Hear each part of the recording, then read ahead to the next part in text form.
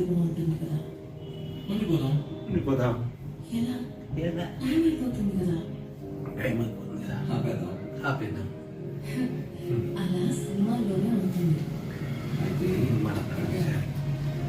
ఏ hero అలా ఎలా? ఓ heroine ఇలా. ఇలా